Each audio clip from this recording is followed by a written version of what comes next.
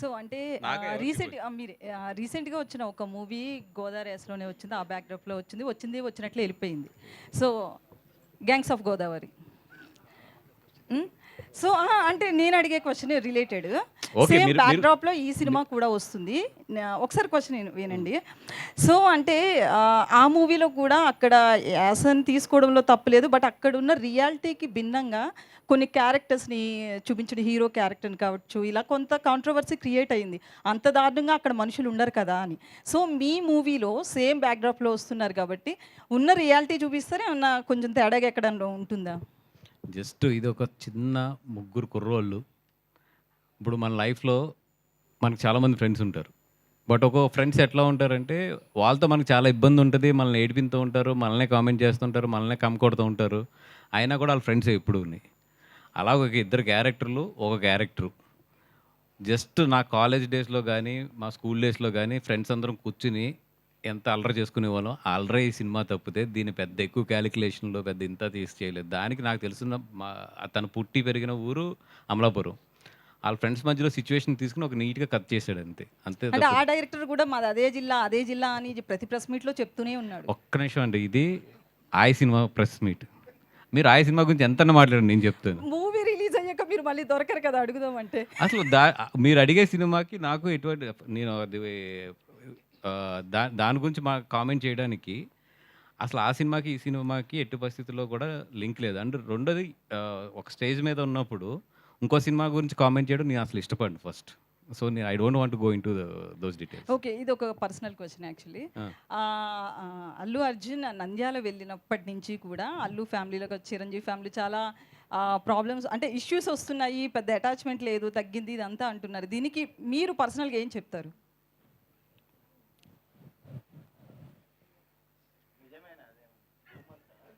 అంటే ఇందాక ఒక దానికి మీరు క్లారిటీ ఇచ్చారు కదా, అదంతా రూమర్ అని చెప్పి గడ్డం గురించి. సో ఇది కూడా అట్లేదనా, రూమరా లేకపోతే నిజంగా ఉందా?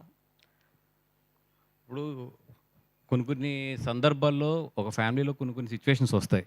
బట్ మోర్ దాన్ ఎనీథింగ్ వాళ్ళ మధ్యలో ఉన్న రిలేషన్స్ కానీ, వాళ్ళ ఫ్యామిలీలో జరిగిన సిచ్యువేషన్స్ కానీ ఇవన్నీ 20 years నుంచి చూస్తూనే ఉన్నాను నేను. చిరంజీవి గారు ఎప్పుడు కూడా ఒక ఫ్యామిలీ కలిసి ఉండాలి. ఎందుకంటే ఇప్పుడు ఆయన బెంగళూరుకి ఆయన సంక్రాంతికి మొత్తం ఫ్యామిలీని అంతా కూడా పట్టుకెళ్తారు. ఆయన నిజంగా పట్టుకెళ్ళినప్పుడు చాలా ఖర్చు అవుతుంది, ఎందుకంటే వీళ్ళందరూ స్టార్స్ వెళ్ళి అక్కడ ఉండటం కానీ ఇవన్నీ కూడా. బట్ అందరికీ కుదిరిన ప్రతి సంవత్సరం కూడా ఆయన తీసుకెళ్ళి దాన్ని ఒక సెలబ్రేషన్ కింద చేస్తాడు ఆయన. దానికి మెయిన్ కారణం ఏంటంటే ఫ్యామిలీ అంతా కూడా కలిసి ఉండాలి. ఓకే, పిల్లలందరూ ఎదిగారు, వాళ్ళకి ఇండివిజువల్ ట్రాక్స్ ఉన్నాయి, ఎవరు ఎలా జరుగుతున్నా కూడా ఫ్యామిలీ అంతా కూడా కలిసి ఉండి వీఆర్ వన్ అనే ఒక మెసేజ్ బయట పంపించడానికి అయినా కొన్ని సిచ్యువేషన్స్ వస్తాయి. అది వాళ్ళు ఇండివిజువల్ డెసిషన్స్ తీసుకున్నప్పుడు కొన్ని సిచ్యువేషన్స్ ఫేస్ చేయవలసి వస్తాయి ఫ్యామిలీలో. అంత మాత్రాన ఇప్పుడున్న ఏదో తాత్కాలిక ఎమోషన్స్ వీటిని తీసుకుని ఈ మెగా ఫ్యామిలీ అనే దాన్ని ఇక్కడ ఈ present situation point of view చూడటం అనేది నాకు ఎందుకో పెద్ద తెలివైన డెసిషన్ అనుకోను. ఎందుకంటే I know them very well. వాళ్ళ బాండింగ్స్ ఎట్లా ఉంటాయి, ఒక సిచ్యువేషన్ వస్తే ఒకరికొకరు ఎలా నిలబడతారు, ఒక సిచ్యువేషన్లో ఒక్క సిచ్యువేషన్ చాలు ఇవన్నీ తీసేసి మేమందరం ఒకటి అని చెప్పడానికి. Just I'm waiting for that time అంతే. బట్ మేమందరం కోరుకునేది ఒకటి ఏంటంటే, వాళ్ళని చిన్నప్పటి నుంచి చూసాం కాబట్టి ఫ్యామిలీని అందరినీ కూడా మేమందరం కోరుకునేది ఏంటంటే ఈ ఫ్యామిలీ ఎప్పుడు బాగుండాలి, బాగుంటుంది కూడా. ఇవన్నీ జస్ట్ పాసింగ్ క్లౌడ్స్ అంతే. నితిన్ గారు, సో మ్యాడ్ మూవీ కామెడీతో ఫుల్ ఎంటర్టైనర్ అది. సో మళ్ళీ మీరు సెకండ్ మూవీ కూడా ఆ టచ్లోదే తీసుకున్నారు. బేసికల్లీ అప్కమింగ్ హీరోస్ వీళ్ళంతా కూడా ఒక కమర్షియల్ మూవీ, ఆ ఫైట్స్ ఇట్లా ఉండాలనుకుంటారు కదా. సో సెకండ్ మూవీ కూడా కామెడీ ట్రాక్ ఎక్కువ తీసుకోవడానికి రీజన్ ఏమంటారు? అంటే ఫస్ట్ జనాల్లో అలవాటు పడిన తర్వాత ఏదన్నా చేద్దామనండి. కాకపోతే ఇప్పటికైతే నేనైతే కథనే ముఖ్యంగా చూస్తున్నాను. ఇంకేం కాదు, ఇలా ఫైట్లు ఉన్నాయా లేవా అవేం చూడట్లేదు, ముఖ్యంగా కథనే చూస్తున్నాను. సో కథ బాగుండడం వల్లే నేను, అంటే కథ బాగుంటే ఏదైనా చేస్తానండి, ఏ సినిమా అయినా చేస్తాను.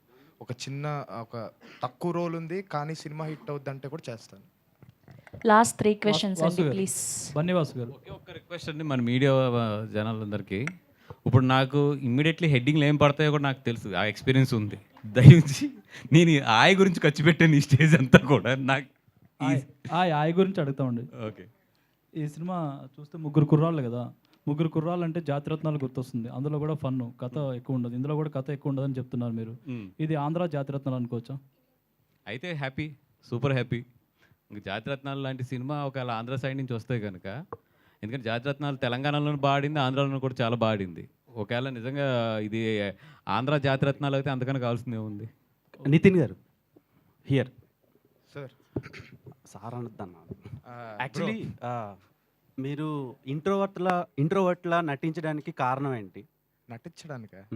నటించట్లేదంటే ఇన్ని మందిని చూసేటప్పుడు అంటే అలా అయిపోతున్నాను అనమాట అంతే. Okay, one more question. First cinema చాలా బాగా ఆడింది, లూప్లో చూస్తున్నారు ఓటీటీలో. అండ్ ఈ ఫిలింకి వచ్చేసరికి మీరు ఎందుకు సింగిల్గా రావటం లేదు, ఇలా గ్రూప్ ఆఫ్ ఫ్రెండ్స్తో ఎందుకు వస్తున్నారు ఆడియన్స్ దగ్గర? లేదండి, అలా ఏం లేదు. కథ మొత్తం బేసిక్గా కథలోనే ఫ్రెండ్స్ అలా ఉంటారనమాట. సో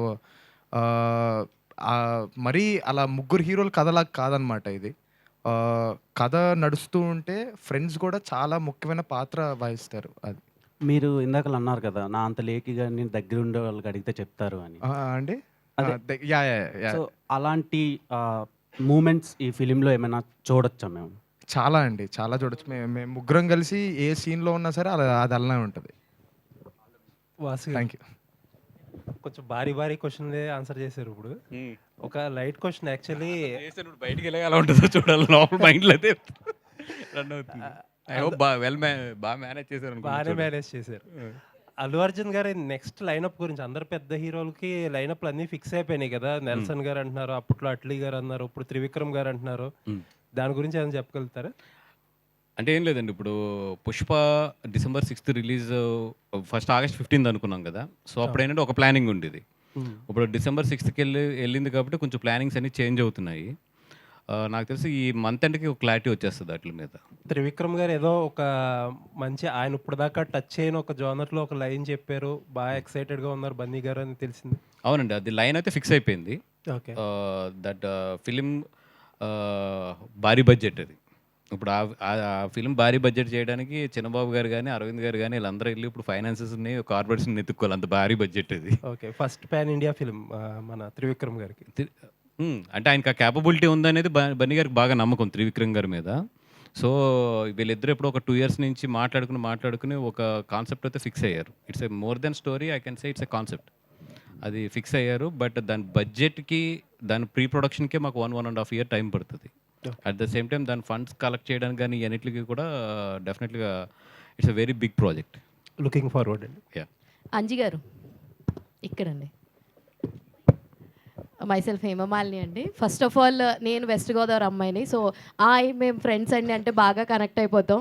సో అంటే ఈ కథని మీరు వాసు గారికి చెప్పడానికి, అంటే ఆయన ముందు నుంచి అంటున్నారు మేము 3 గంటలు విన్నాము, కడుపుబ్బ నవ్వేసింది, ఇక్కడ పట్టేసింది, బొగ్గులు పట్టేసింది అని చెప్పి అంటున్నారు. సో ఈ కథలో ఎలాంటి ఎలిమెంట్స్ని, అనేది ఒక ఎమోషన్ ఫర్ గోదావరి వాళ్ళకి. అంటే మనం బాధలో ఉన్నా, హ్యాపీలో ఉన్నా, సంతోషంగా ఏమున్నా కానీ ఆ సిచ్యువేషన్లో ఆ స్లాంగ్ అలవాటు ఉన్న వాళ్ళకి అది చాలా ఈజీ. సో ఈ ఆయలో మీరు ఎన్ని ఎమోషన్స్ని చూపించాలనుకుంటున్నారు? అండ్ మీరు బన్నీవాసు గారికి అంత ఈజీగా ఆయన నవ్విచ్చేసే అంత, అంటే మీరు ఆన్ స్టేజ్ కూడా బాగా నవ్విచ్చేశారు. సో అప్పుడు ఆయన దగ్గరికి వెళ్ళి కథ చెప్పడానికి ఏం ప్రిపేర్ అయ్యారు? ఈ టెక్నిక్ చెప్పనా నేను. బన్నీవాస్ గారికి కథ చెప్తే గమ్మున ఒప్పుకోవడం అనేది ఇండస్ట్రీలో బాగా ఎక్కువ ఉంటుంది, లేదా ఆయన టైం తీసుకుంటాడు బాగా చెప్పడానికి. కానీ అందుకని కథ చెప్పకుండా ఫన్ చెప్పుకొచ్చాడు మొత్తం, నాకు ఇష్టం వద్దని చెప్పి. యాక్చువల్గా ఈ కథ కొన్ని నెరేషన్స్ అయిన తర్వాత కొంతమంది దగ్గరికి యాక్చువల్గా అదే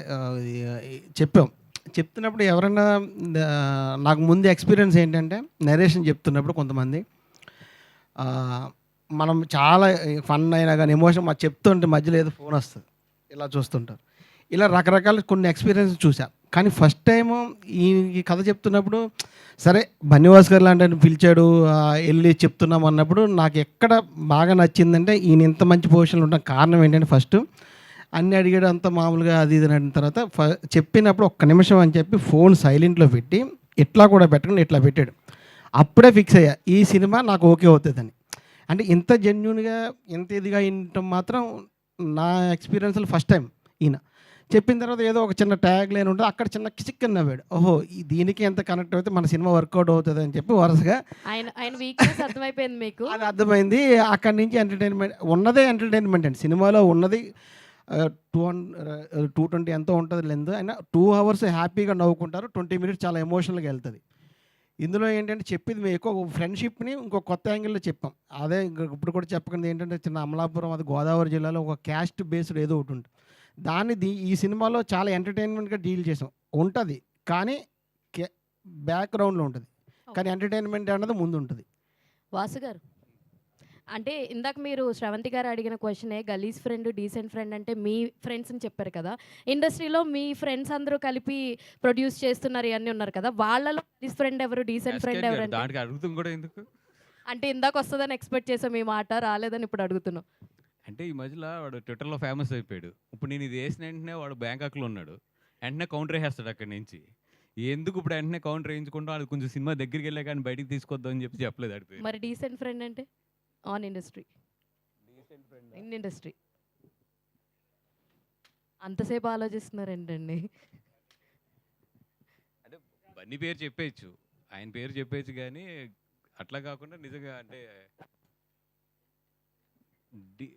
నాకు ఎందుకు నిజంగా పెద్ద డీసెంట్ ఎవరు లేదు. నేను ఆలోచిస్తున్నా కూడా ఒక్కొక్కడు ఒకలా కనబడుతున్నాడు తప్పితే నేనే డీసెంట్ ఏమో అందరూ చూసుకుంటే. నా Vasan, this last question.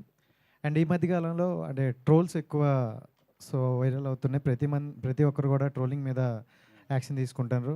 So మొన్న రాజీవ్ కనకాల గారు వీళ్ళు కూడా వెళ్ళి కంప్లైంట్ ఇచ్చారు. సో మీ అభిప్రాయం ఏంటన్న ట్రోలింగ్ మీద? ఒక లెవెల్ వరకు ఓకే, ఒక లెవెల్ వరకు ఎంజాయ్ చేస్తాం. బట్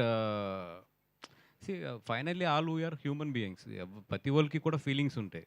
అది శృతి మించుతున్నప్పుడు మాత్రం డెఫినెట్గా ఇప్పటికే వీళ్ళందరూ లేట్ అయ్యారు ఇది రియాక్షన్ అనేది. ఇదే కనుక కొంచెం ఎర్లీగా వచ్చుంటే ఇంతవరకు వచ్చేది కదా situation. Not only film industry, even political కూడా నేను చూస్తాను కదా. నేను ఏదో జనసేన నుంచి చెప్పట్లేదు, అన్ని పార్టీల నుంచి కూడా కొన్ని ట్రోలింగ్స్ చూస్తున్నప్పుడు, అవతల పార్టీ వాళ్ళని ట్రోలింగ్స్ కూడా చూస్తున్నప్పుడు మాకే బాధేస్తుంది. అరే ఏంది ఇది, మరి ఆడపిడ్డల మీదకి వీళ్ళ మీదకి ఎట్లా వెళ్తున్నారు అనేది. ట్రోలింగ్ నిజంగా ఏంటంటే నవ్వుకోవడానికి హెల్తీగా ఉన్నంత కాలం వెరీ గుడ్. బట్ అది ఒక లెవెల్ దాటి వెళ్ళిపోతుంది. అది somewhere we have to control this. అంటే ఇందాక మీరు అన్నారు కదండి, మాకు పబ్లిసిటీ వస్తుంది కదా అని. అంటే ఆ పబ్లిసిటీ వస్తుందని మీరు వదిలేయడం వల్లే వాళ్ళు ఇంకా ఎక్కువ ట్రోల్ చేస్తున్నారని అనుకోవచ్చు. అదేనండి, వీళ్ళకి ఏంటంటే ఇప్పుడు కొన్ని సంస్థలు ఉన్నాయి. మాది ఇప్పుడు ఎస్పెషల్లీ నాది చూసుకుంటే ఎప్పుడు కూడా నేను నాకు తెలిసి నేను అనుకోవడం ఏంటంటే మ్యాక్సిమం ఒక లెవెల్ దిగి వెళ్ళకూడదని చెప్పి. బెల్ట్ ఒక లైన్ వరకు పర్వాలేదు, దిగి వెళ్ళకూడదు అనేది నా మోరల్గానే నేను ఒప్పుకోను జనరల్గా పబ్లిసిటీ విషయాల్లో వీటిలో నేను కూడా.